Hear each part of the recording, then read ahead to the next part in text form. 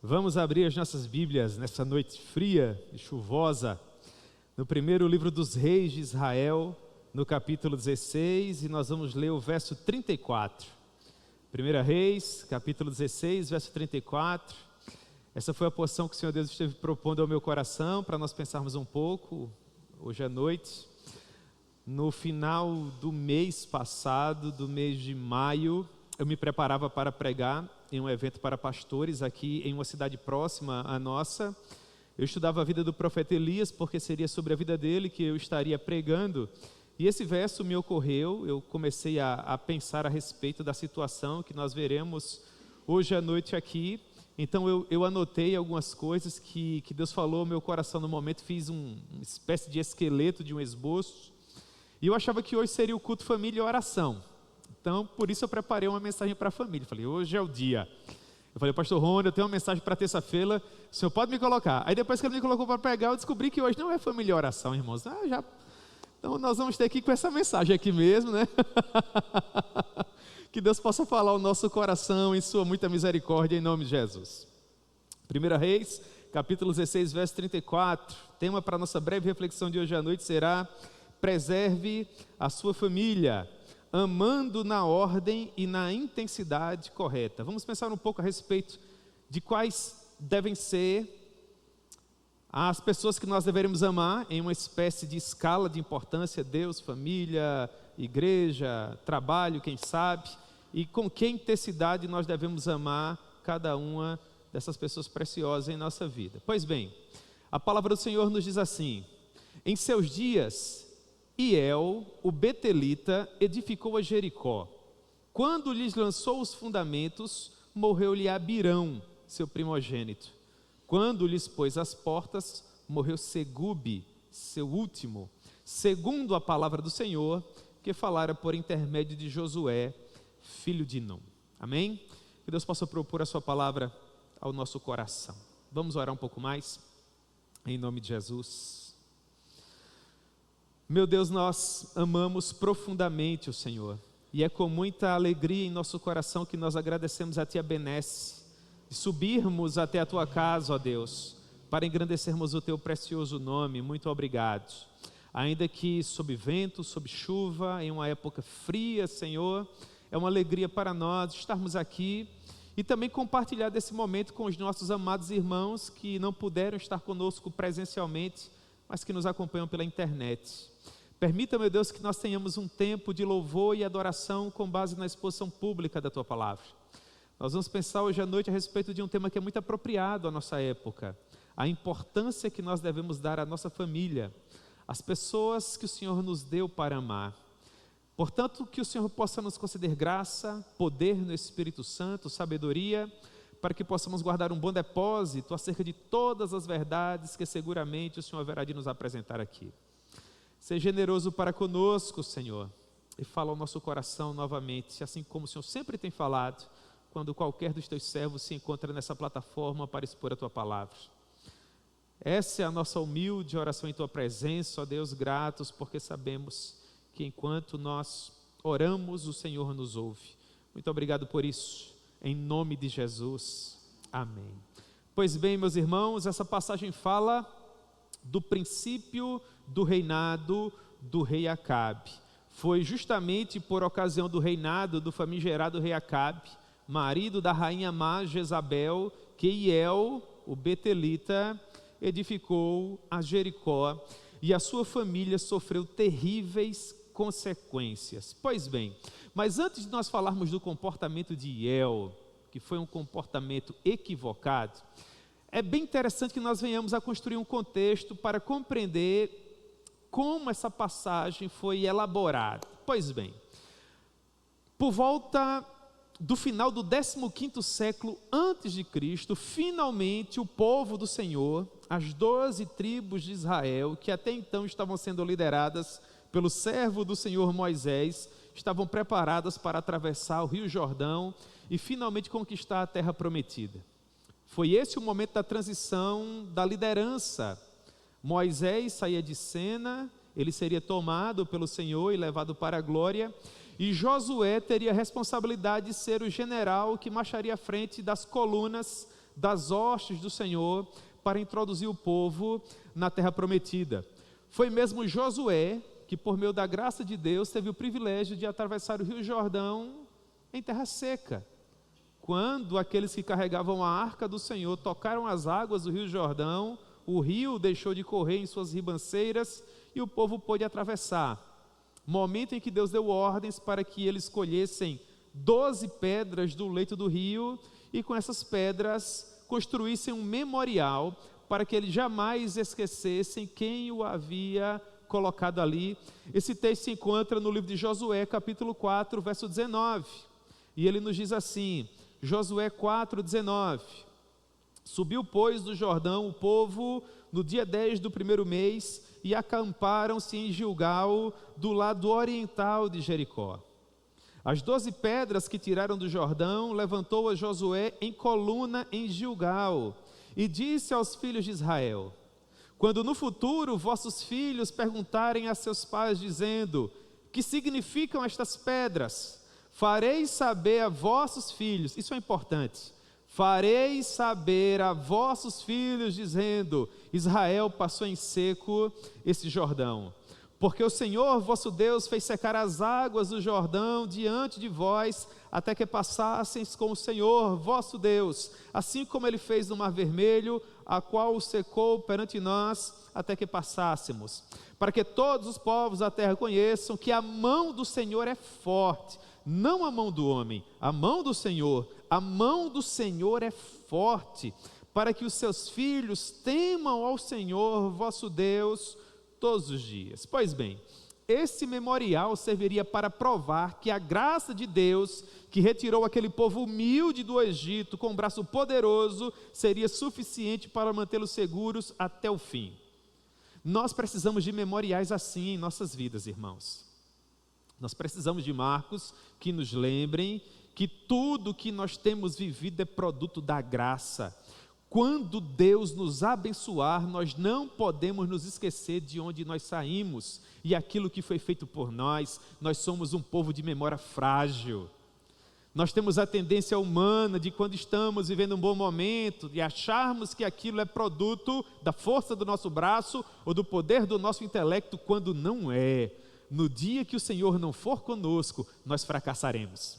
É por isso que memoriais são importantes, para que você jamais esqueça que quem tem feito tudo em sua vida é Deus. Deus deu ordens para que no momento em que aquele povo atravessava o Rio Jordão, eles pegassem 12 pedras, uma para cada tribo. Com as 12 pedras eles construíram um memorial. Quando os anos se passassem e as próximas gerações perguntassem: o que significam essas pedras?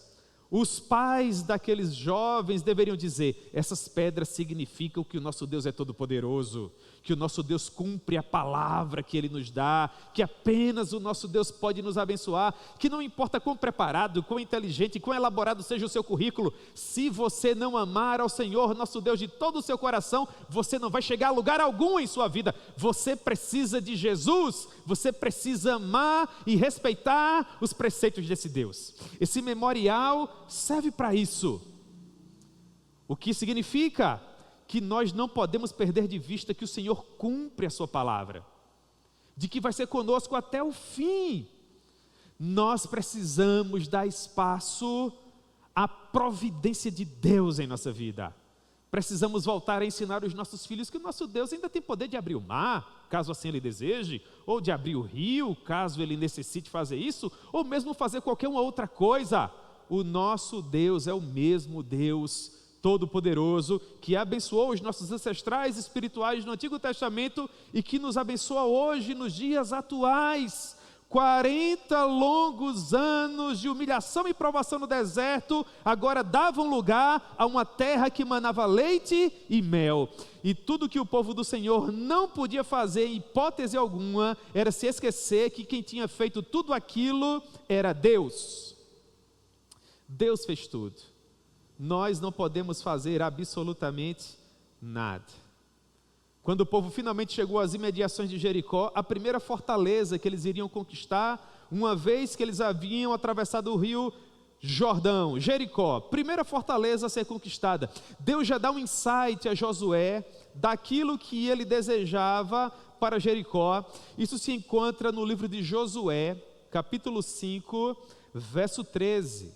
A palavra do Senhor nos diz assim, Josué 5,13: estando Josué ao pé de Jericó, levantou os olhos e olhou, e eis que se achava em pé diante dele um homem que trazia na mão espada nua. Mas deve ter sido uma visão e tanto, hein, irmão? Já imaginou? Um homem poderoso, com a espada desembainhada na mão. Ele se aproximou de Josué e ele perguntou assim: és tu dos nossos ou tu és adversário? E a resposta de Josué devia ser escrita com letras douradas, hein, irmãos? Que honra, que maravilha. Ele diz: eu sou um príncipe dos exércitos do Senhor.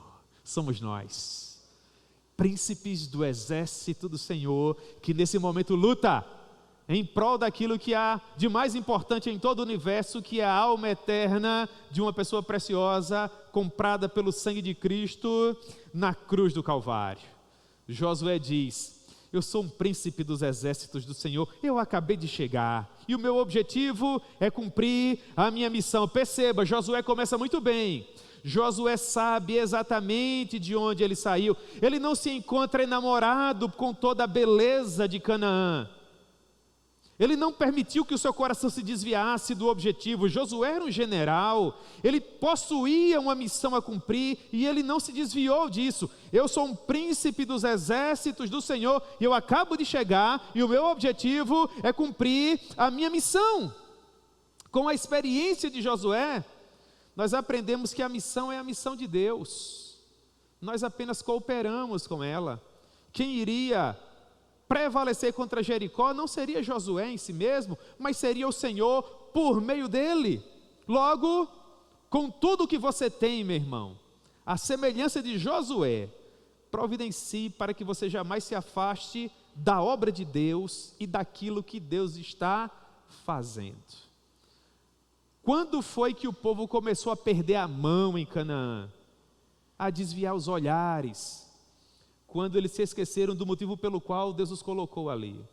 Quando nós nos esquecemos do motivo pelo qual nós somos igreja, aí a coisa desanda. Quando nós nos esquecemos do motivo pelo qual Deus permite que nós peregrinemos sobre a face da terra, aí a coisa desanda. Nós não estamos aqui, irmãos, para trabalhar duro, oferir bens, deixar herança para os nossos filhos. Tudo isso é acessório. Nós estamos aqui para expandir o reino de Deus e para manifestar a glória do Senhor até que Ele venha. Tudo mais é acessório se comparado a isso. Você não pode perder de vista, meu irmão, que você é um peregrino. Você é uma peregrina, minha irmã. Você está em viagem, atravessando uma área turbulenta. Todo esse mundo está em guerra.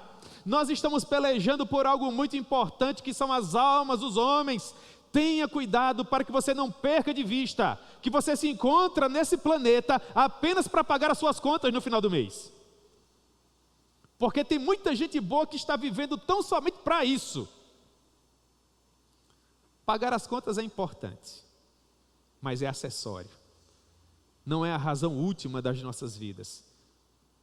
Nós estamos aqui para viver de modo a glorificar ao nosso Deus. E já que a missão pertencia a Deus, Ele foi muito claro quando deu as suas ordens a Josué. Josué 6,17 diz assim: a cidade será condenada, ela e tudo quanto nela houver. Verso 18: tão somente guardai-vos das coisas condenadas, para que, tendo-as vós condenado, não as tomeis, e assim torneis maldito o arraial de Israel e o confundais. Deus dizendo: a cidade vai ser destruída, e eu não quero que vocês tomem nada de lá. Vocês não precisam dos despojos de Jericó. Vocês não têm que se preocupar com o que vocês vão comer amanhã, nem com o que vocês vão beber, nem com o que vocês vão se vestir, nem com o teto que vai proteger vocês em uma noite fria semelhante a essa. Lembre-se da maneira como eu cuidei de vocês no deserto, diz o Senhor. Josué 5,12, que texto especial. Durante 40 anos, Deus providenciou para que pão do céu alimentasse o povo. Mas no momento em que o povo atravessou o Jordão e começou a comer daquilo que a terra produzia, o maná cessou. É o que diz Josué 5,12. No dia imediato, depois que comeram do produto da terra, cessou o maná. O que significa que enquanto houver necessidade, preste atenção, enquanto houver necessidade, Deus jamais haverá de parar de enviar o pão do céu. Enquanto houver necessidade, Deus jamais deixará de enviar o pão do céu. Essa é uma verdade celestial. Enquanto nós cuidamos da obra de Deus, Ele cuida de nós. O salmista já dizia: eu fui moço e agora sou um homem maduro, sou velho. Nunca vi um justo desamparado, e nem a sua descendência a mendigar o pão. Deus cuida de nós, irmãos. Essa é uma verdade celestial. Enquanto houver necessidade, Deus jamais deixará de enviar o pão do céu.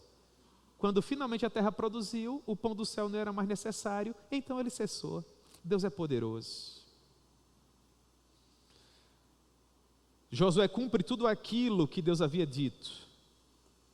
No 7º dia, enquanto eles rodeavam a cidade, chegou o momento de tocarem as trombetas, as muralhas vieram ao chão, o povo do Senhor tomou a cidade, e Deus cumpriu a sua promessa de que preservaria a vida de Raabe e de todos aqueles que estivessem dentro da sua casa. E para tanto, Raabe deveria pendurar um fio escarlate na janela da sua casa, um tecido vermelho, algo que aponta para o fato de que todo aquele que estiver embaixo da promessa do nosso Deus, esse sobreviverá.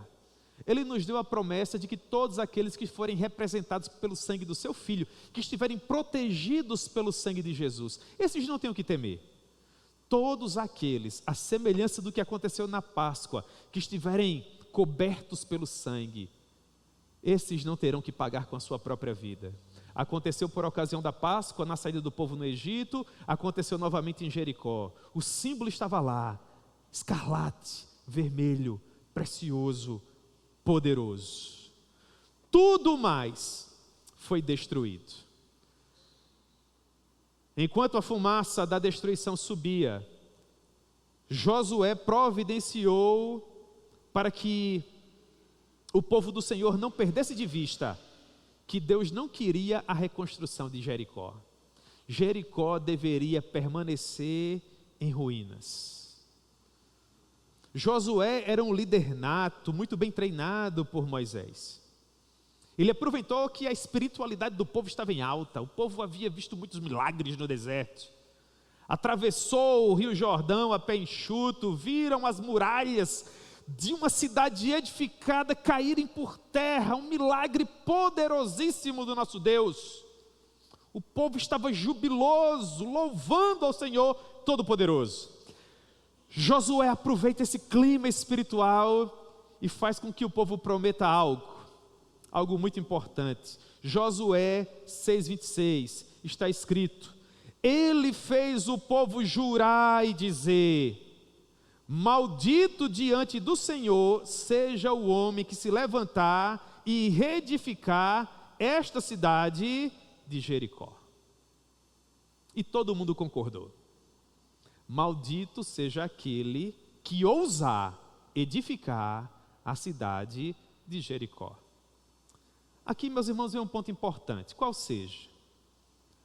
Quando nós estamos bem espiritualmente falando, aquilo que Deus nos ordena, na imensa maioria das vezes nós conseguimos obedecer com muita tranquilidade, porque nós estamos perto do Senhor, nós estamos bem espiritualmente falando, nós temos vida com Deus em sua palavra, nós temos vida com Deus em oração, nós somos mais sensíveis à doce voz do poderoso Deus Espírito Santo.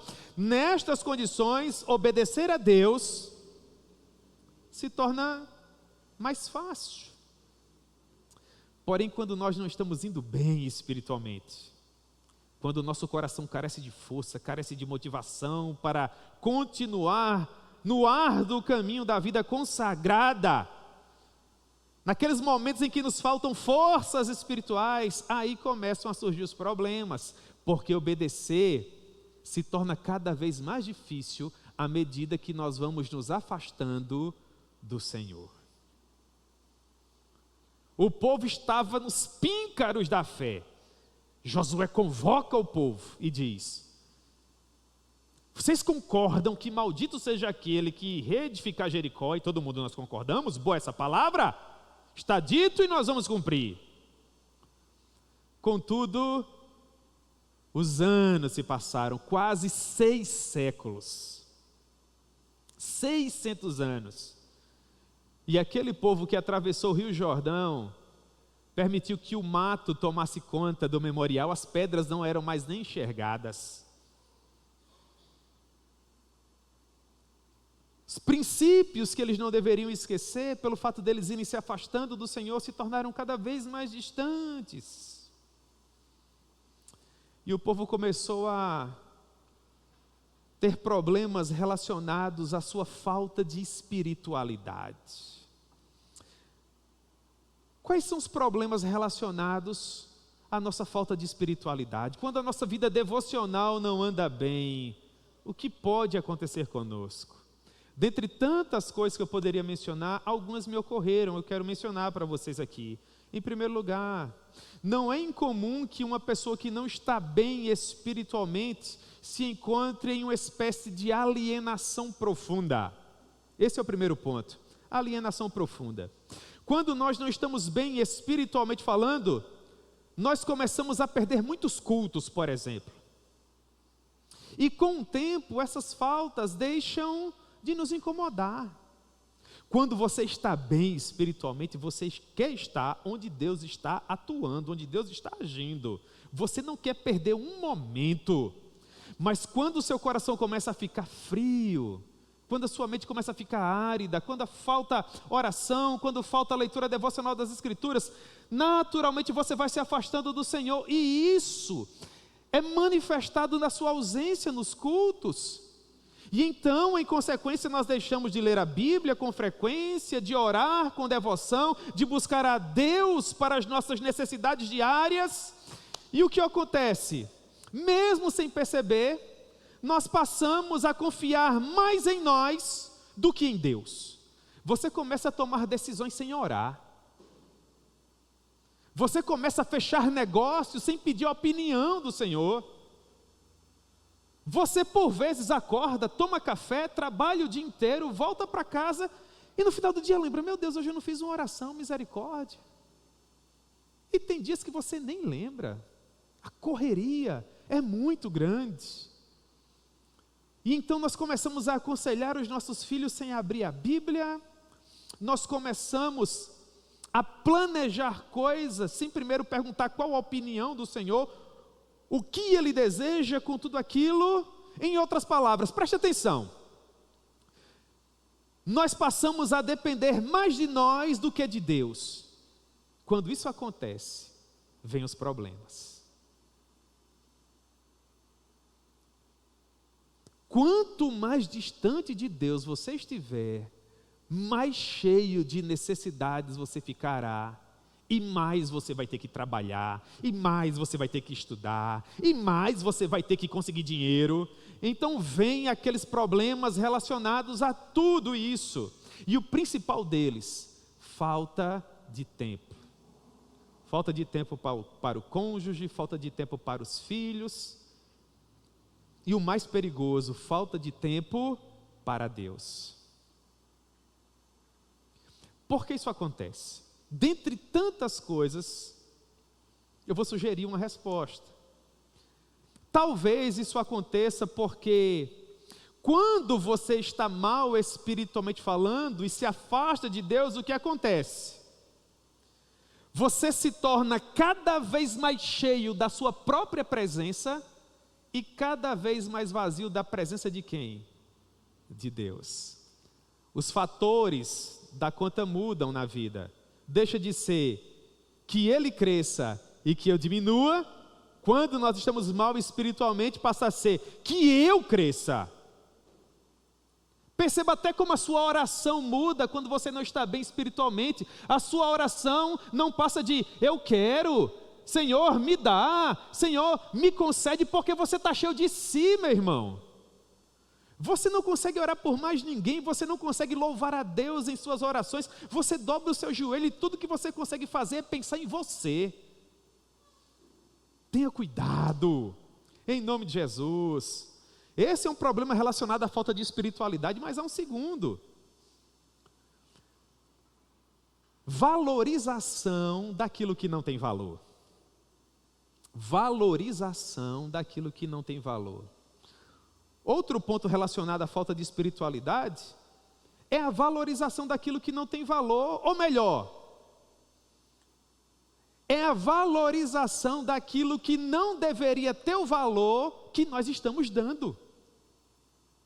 Quem está mal espiritualmente falando, ama objetos e usa pessoas. Se preocupa mais com o que ele tem do que necessariamente com quem ele é. É o problema de nós estarmos mal espiritualmente. Nós passamos a ter mais tempo para o trabalho, para os amigos, para nós mesmos, do que para Deus, para a nossa família, e isso inevitavelmente traz consequências severas. E o resultado, infelizmente, está aí, irmãos, e eu me refiro à igreja do Senhor espalhada por sobre a face da terra. Cada vez mais o mundo tem tomado conta de nós, e ainda que nós não percebamos, o jeito de ser muda, e fica claro que a espiritualidade daquela pessoa não está saudável. Quando isso acontece, você deixa de amar da maneira correta e na ordem correta. Porque em condições normais, quem deve ser amado acima de tudo, sobre todas as coisas, de toda a tua força, de todo o teu entendimento? Deus. Então Deus é prioridade. Se Deus é prioridade, orar é prioridade, ler a Bíblia é prioridade, vir para a igreja é prioridade. Não há discussão, a menos que seja um compromisso importante, justificável naturalmente, você tem que estar na igreja. E em segundo lugar, família é um princípio bíblico inafastável. Inclusive o próprio apóstolo Paulo diz que aquele que é solteiro, ele pode se envolver melhor com a obra do Senhor, mas aquele que é casado, ele a princípio tem que pôr em ordem a sua própria casa, para só então se envolver com a obra do Senhor. Depois nós temos demandas relacionadas ao nosso trabalho. Portanto, quando você está bem espiritualmente falando, você ama na ordem certa e com a intensidade certa. Mas quando você está mal espiritualmente, a ordem se embaralha. Você ama mais aquilo, em detrimento disto, se esforça mais por algo, em detrimento de outra coisa. E as consequências, elas vêm a galope, prejudicando poderosamente a nós e aqueles a quem nós amamos. Tudo isso que eu mencionei é plenamente retratado na vida do pobre Hiel. Hiel. Ele aparece assim como uma nota de rodapé, quando você começa a ler sobre o profeta Elias. É por isso que ele me ocorreu. Eu não estava me preparando para pregar sobre a vida de Hiel, eu estava me preparando para pregar sobre a vida de Elias. Mas como exemplo do que a alienação espiritual pode fazer, como exemplo daquilo que a valorização do que não tem valor pode fazer, no meio da história do profeta Elias, o Espírito Santo abriu uma parte para falar do pobre Hiel. Coitado Hiel, triste Hiel. Quando esse homem viveu, quem reinava sobre Israel era o famigerado Acabe, casado com a rainha má, Jezabel. A espiritualidade do povo estava em frangalhos. Acabe e Jezabel fomentaram culto a Baal e a Azerá, constituíram profetas pagãos, desviaram o povo dos retos caminhos do Senhor para uma idolatria perversa. 1 Reis capítulo 16, verso 31, está escrito assim: Acabe tomou por mulher a Jezabel, filha de Etibaal, rei dos Sidônios, e foi e serviu a Baal e o adorou. Verso 32, levantou um altar a Baal na casa de Baal que ele edificou em Samaria. E também fez Acabe um poste ídolo. Como não poderia ser diferente? A alienação espiritual do líder se refletiu no povo. A tragédia espiritual produzida por Acabe e Jezabel trouxe consequências para a espiritualidade daqueles que eram liderados por ele. E o comportamento do povo se tornou deplorável em razão do péssimo exemplo de Acabe e da sua esposa Jezabel. Por exemplo, vocês conhecem bem o contexto. Acabe quis comprar a vinha de Nabote. Nabote não quis vender a sua vinha. Qual foi a saída que Acabe e Jezabel encontraram?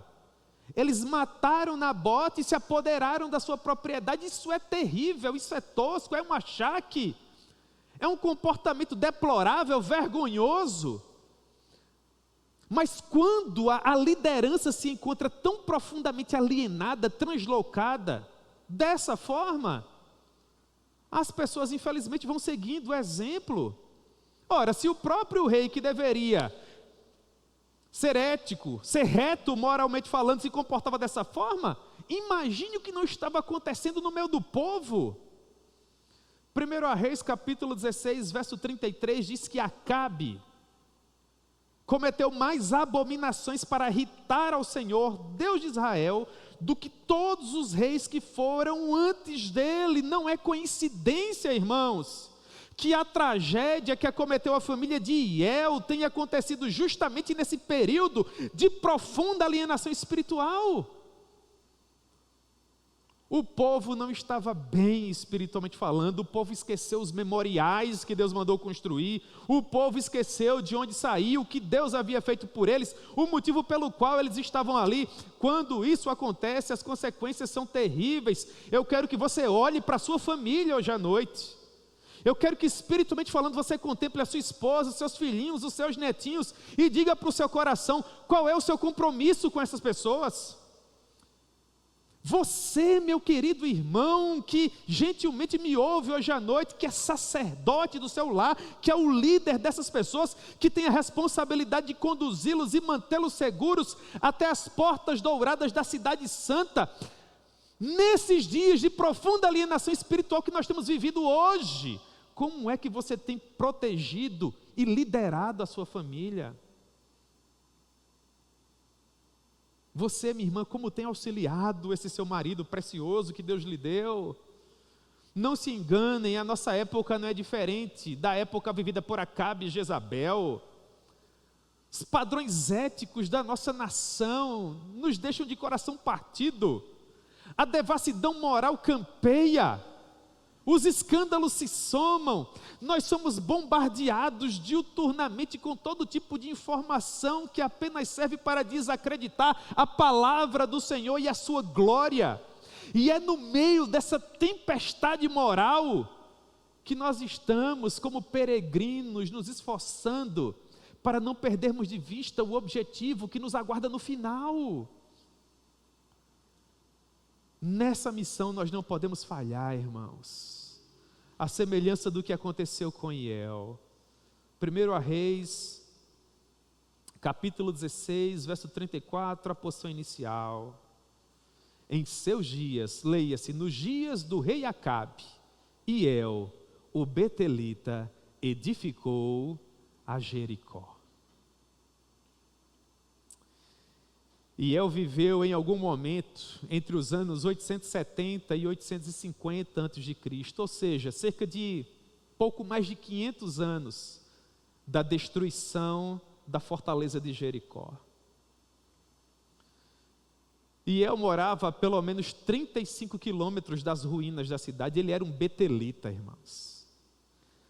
Iel morava em uma cidade cujo nome significa a casa de Deus. Repita comigo: a casa de Deus. Quem é que em sã consciência deixa a casa de Deus para um lugar de maldição? Eu quero que espiritualmente falando você me responda. Que você olhe sinceramente para mim hoje à noite e responda no seu coração: quem é que em sã consciência deixa Betel para ir para a amaldiçoada Jericó? Só mesmo alguém que está muito mal espiritualmente, completamente alienado, perdido.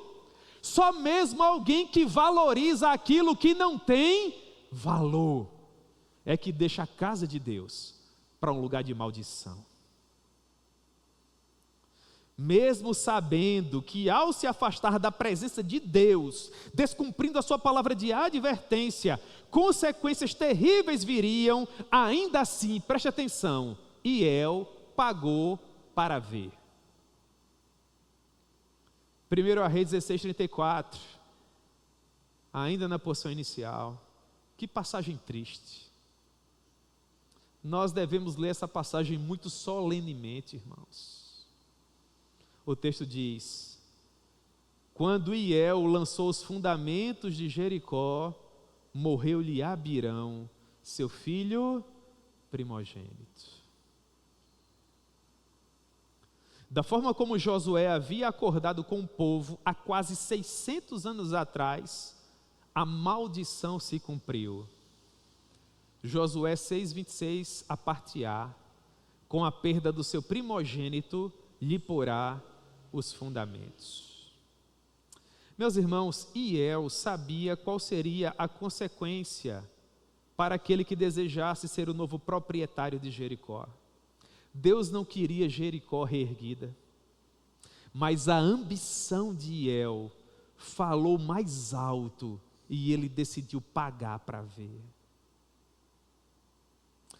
Da mesma forma, nós sabemos que há determinados comportamentos que podem colocar a nossa família em risco. Eu vou repetir para você.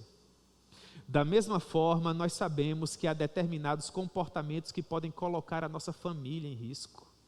Mas mesmo assim, achamos que nossas ações não terão consequências. E então nós pagamos para ver. Eu quero implorar algo a você hoje à noite, meu irmão.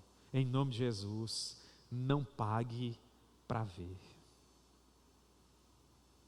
Não importa quais as justificativas que você tem dado para você mesmo, não há recompensa que justifique colocar a sua família em risco. Eu quero acreditar que no momento que Hiel chegou para a esposa dele, para a família dele, ele provavelmente era um homem de posses, um homem muito rico. Ninguém consegue reconstruir uma cidade gigantesca como Jericó sem recurso. Talvez Hiel tenha chegado para sua esposa, para os seus filhinhos e tenha compartilhado esse seu projeto louco. E as pessoas mais próximas a ele, que o amavam, seguramente diziam: Hiel, cuidado com esse comportamento. Hiel, o que é que você quer em Jericó? Jericó é maldição. Vamos permanecer na presença do Senhor. Aqui o nosso Deus é conosco. Mas quem sabe Hiel olhasse para aquelas pessoas e dissesse: isso foi na época do passado. Vocês estão exagerando. Deus é amor. Deus não está preocupado com isso, não. Vocês são muito radicais. Quando ele lança o fundamento da cidade, o filho primogênito dele morre, irmãos. Mas que tragédia. Aí eu quero fazer uma pergunta. Quando esse homem viu o que aconteceu com o filho, e aqui os nossos intérpretes, eles em parte sugerem que foi uma morte física, outros sugerem que foi uma morte espiritual, enfim, morte é ruim de todo jeito, nesse contexto aqui. Quando ele viu essa tragédia na família dele, por que ele não voltou atrás, irmãos? Ele tinha outros filhos, ele tinha um lar para onde voltar, uma família onde se refugiar, ele tinha um Deus que poderia lhe perdoar, lhe escrever uma nova história. Já seria um fardo muito pesado conviver com a perca de um filho amado, precioso. Mas você continua lendo o texto. 1 Reis capítulo 16, verso 34, a parte final, está escrito: E El insistiu, ele foi até o fim, construiu a cidade, até que finalmente ele pôs as portas. E quando ele colocou as portas na cidade, morreu Segube, o seu filho caçula, segundo a palavra do Senhor que falara por intermédio de Josué, filho de Num. Portanto, novamente se cumpre a profecia. Josué 6:26, a parte B. E à custa da vida do filho mais novo, colocará as portas da cidade. Porque após a morte do primeiro filho, El não recuou. Talvez porque ele usasse as mesmas desculpas que nós usamos ainda hoje. Quais seriam? Eu vou sugerir algumas. Em primeiro lugar, talvez El tenha dito: uma coisa não tem nada a ver com a outra. Não foi isso que a palavra de Deus quis dizer. Vocês estão interpretando errado. Vocês estão sendo fanáticos. Ou quem sabe El tenha dito assim: o que há de errado em trabalhar duro para dar uma vida melhor à minha família? Afinal de contas, ele queria reconstruir uma cidade. Seria a cidade de El, a grande Jericó. Quem sabe El dizia assim: no final não vai ser tudo para eles mesmo. A gente diz muito isso, não é? No final não vai ficar tudo para vocês. Terceiro lugar, quem sabe El dizia assim quando ele era aconselhado: essa aqui é especial, preste atenção. Você já ouviu isso? Preste atenção, olhe para mim. Quem sabe El dizia assim: eu estou bem com Deus. Eu estou bem com Deus. Não está acontecendo nada demais. Minha vida com Deus, vai perfeitamente bem. No final, El era o dono da fortaleza de Jericó, um homem rico e poderoso, porém ele não tinha mais um lar para onde voltar. E El perdeu a sua própria família com a justificativa que estava fazendo aquilo por causa dela. E El perdeu a sua própria família com a justificativa que estava fazendo aquilo por causa dela. Ah, mamãe, mas por que é que a senhora não está conosco? Ah, meu filho, é para o seu bem. Mamãe está trabalhando para dar o que você precisa. Ô papai, por que você não tem tempo para a gente? É para o seu bem, meu filho. Papai está trabalhando para lhe dar os brinquedos que você quer. Não há nada de errado com o trabalho, irmãos. Na verdade, nós temos que trabalhar duro para, com dignidade, colocar o pão em nossa mesa. Qual o ponto da nossa breve reflexão de hoje? É nos afastarmos de Deus e perdermos de vista que o amor, ele precisa seguir uma ordem. E que as coisas devem ser amadas com a intensidade correta. Quando você se afasta de Deus, você entra em um limbo espiritual, se vê alienado dele e começa a valorizar aquilo que não tem valor. Se comparado com a própria família e as ruínas de Jericó, não é tão difícil decidir, irmãos. O que é que tem mais valor? É a família.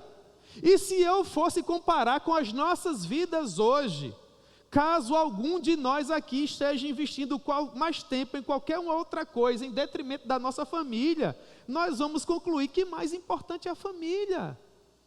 Ainda que a gente não consiga comer o que deseja, se vestir como deseja, viajar para onde deseja, ter a vida que deseja, se a nossa família está bem, tudo está bem, irmãos. Mas se a nossa família não estiver bem, você pode ter o armário mais repleto, o carro mais novo, a casa mais badalada, ter a rede social mais festejada, com as fotos mais magníficas, dos lugares mais fantásticos. E na minha opinião não vai valer a pena. Para mim você vai estar fazendo tudo errado. Com base nisso, quais conselhos eu gostaria de dar para você hoje à noite? Tendo em vista a história de El e o fato de infelizmente ele ter perdido a família dele. Literalmente. Bem, a triste história de El é uma solene advertência para as igrejas da atualidade, para todos nós, não apenas para a igreja do Médici, para todo mundo que ama ao Senhor.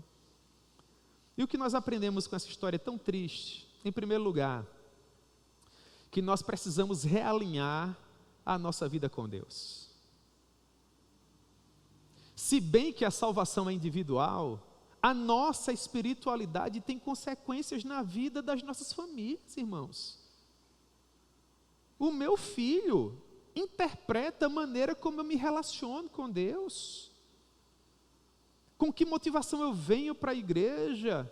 Com que frequência eu oro? Com que frequência eu leio a Bíblia? Com que frequência eu falo de Deus dentro de casa?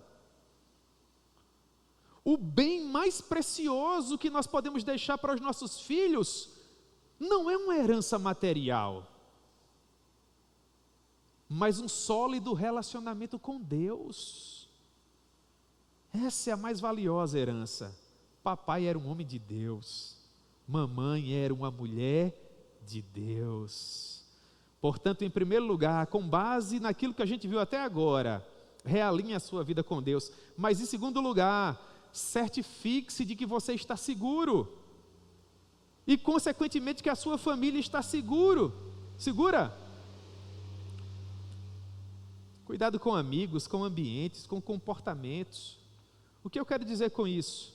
Avalie suas ações, as suas amizades, os ambientes que você frequenta, e veja se tudo isso é aprovado à luz das Escrituras. Se após essa avaliação alguma coisa sugerir que você está deixando Betel e está caminhando em direção às ruínas de Jericó, em nome de Jesus, meu irmão, dê meia volta e retorne, volte depressa, não hesite nem por um segundo. Não há nada para você nas ruínas de Jericó. Se Deus está dizendo que é maldição, não toque. Eu vou repetir para você: se Deus está dizendo que é maldição, não toque, não toque.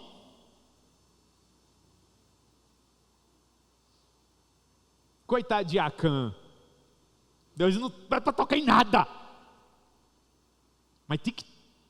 Acã pegou, enterrou. Ai Deus, alguém pegou. Reúne todo mundo aí. Ele lança sorte. É você. O que é que nós aprendemos, irmãos? Deus vê. Ele diz: fique em Betel, casa de Deus, bênção, fica aqui, olha para o memorial, olha para José Pérez de lá do Rio, não sai da tua posição, fica no lugar da bênção. Você vai ser bendito na cidade, você vai ser bendito no campo, onde você colocar a planta do seu pé, Deus vai te abençoar. Então fica, meu irmão, no lugar da bênção, em nome de Jesus. O que é que você quer? Indo para a muralha de Jericó, que é maldição. Não vá, não toque. Portanto, em primeiro lugar, realinhe a sua vida com Deus. Em segundo lugar, certifique-se de que você está no lugar seguro. Terceiro lugar, não tome decisões importantes sem primeiro consultar a Deus. Lembra de Paulo em Trode? Só viajou quando Deus disse: atravessa a Macedônia e vai pregar a palavra lá. Vai ajudar o povo da Macedônia. Se Deus não lhe der direção, meu irmão, não saia de onde você está. O negócio pode ser maravilhoso, o retorno pode ser 100%. Deus ainda não deu direção, fique quietinho na sua. Mas não dê um passo, não dê um pio. Fique lá, você está protegido, você está seguro.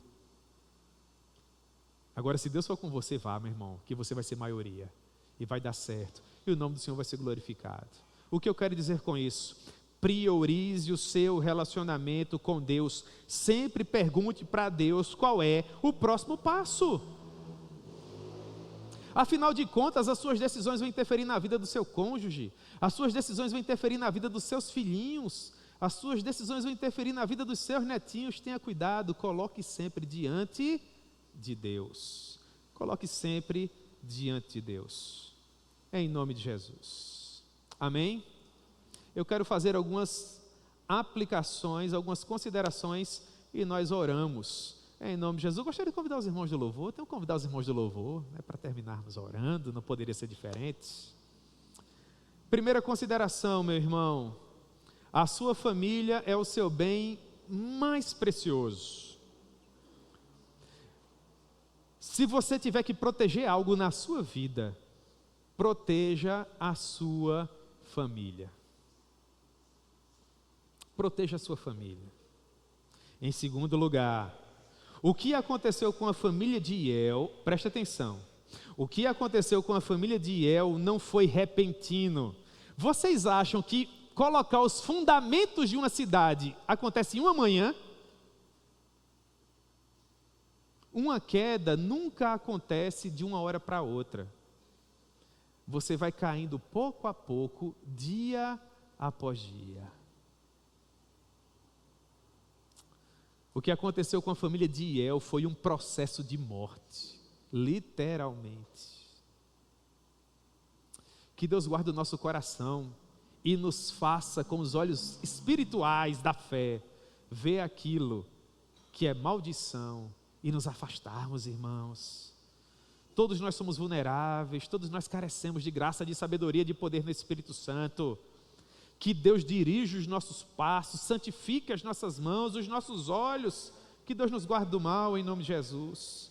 E finalmente, em terceiro lugar, ore para que Deus te conceda sabedoria e graça, para que você conduza bem a sua família. Famílias bem estruturadas não são produto da sabedoria humana.